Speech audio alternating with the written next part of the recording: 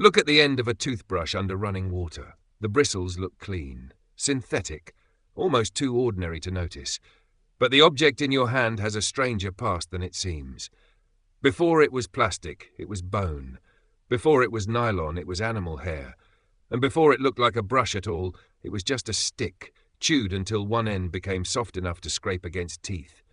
The toothbrush was not invented once, it was revised for thousands of years. The oldest version was also the simplest, a twig. People chewed one end until the fibers split, then used the frayed tip to rub the teeth. The Library of Congress traces early tooth-cleaning tools like this back to about 3000 BC. A living version of the same idea still exists in the miswak, a chewing stick traditionally cut from the Salvadora persica tree. That detail matters because it shows the first toothbrush was not really a brush. It was a piece of plant fiber turned into a cleaning tool by the mouth itself. No factory, no toothpaste tube, just pressure, texture, and repetition. For centuries, that basic problem stayed the same. How do you scrape the surface of a tooth without damaging the mouth around it? The next big step was attaching fibers to a handle. The bristle toothbrush, closer to the object we recognize today, is commonly dated to China in 1498. These early brushes used coarse hairs, often from hogs, fixed into handles made from bone or bamboo. It was a brilliant idea, but not exactly comfortable. Imagine pushing stiff animal hair against your gums every morning. Still, the shape was there. Handle, head, bristles. A small object designed to reach where a finger or a twig could not. As trade moved goods and habits across regions, the bristle brush spread. But for a long time it remained expensive, handmade and uneven. Some people used brushes, others used cloth, powders, toothpicks or rinses. Oral care was not yet the simple bathroom routine we know now. That began to change when the toothbrush became a product. In England, William Addis is often credited with one of the first mass-produced toothbrushes around 1780.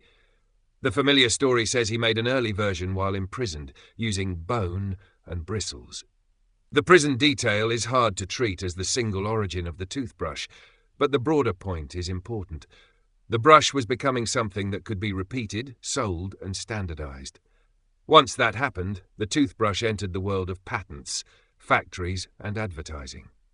In the United States, H.N. Wadsworth received a toothbrush patent in 1857.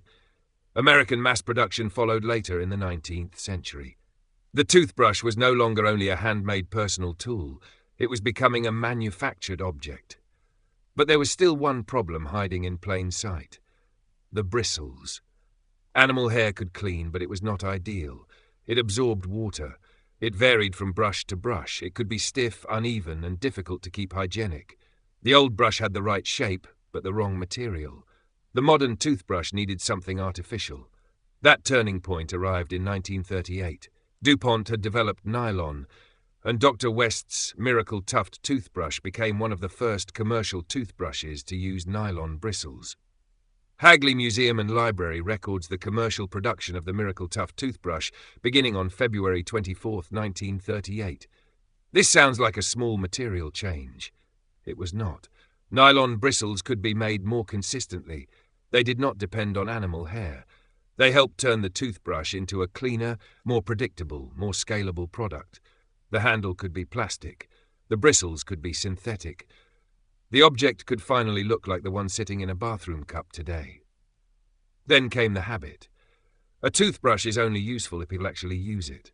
In the 20th century, daily brushing became more normal through a mix of dental advice, mass advertising, schools, military hygiene routines, and post-war consumer culture. By 1960, the Broxident electric toothbrush had reached the American market, adding a motor to a tool whose basic shape was already ancient. The strange thing is that the most modern toothbrush is still solving the same ancient problem as the chewed twig. It has to remove debris and film from the teeth. But it has to do that gently enough not to hurt gums. That is why modern dental guidance emphasizes soft bristles and gentle pressure. The American Dental Association recommends brushing twice a day for 2 minutes with fluoride toothpaste and replacing a toothbrush every 3 to 4 months, or sooner if the bristles fray. So the toothbrush is not just a story about invention. It is a story about limits. Too hard, and the tool can injure the mouth. Too soft, and it may not clean well. Too natural, and the material can be inconsistent. Too durable, and people may keep using it long after the bristles stop working properly. Too cheap and disposable, and the modern brush creates a new problem after it leaves the bathroom. That is the hidden history in a simple row of nylon bristles. The toothbrush began as a stick. It became animal hair fixed into bone and bamboo. It became a factory product, then a nylon product, then an electric product, then a daily habit measured in 2-minute intervals. And every morning, when it looks like the most ordinary object in the room, it is still carrying the same old compromise: scrape enough to clean, stay soft enough not to harm, and be cheap enough to replace.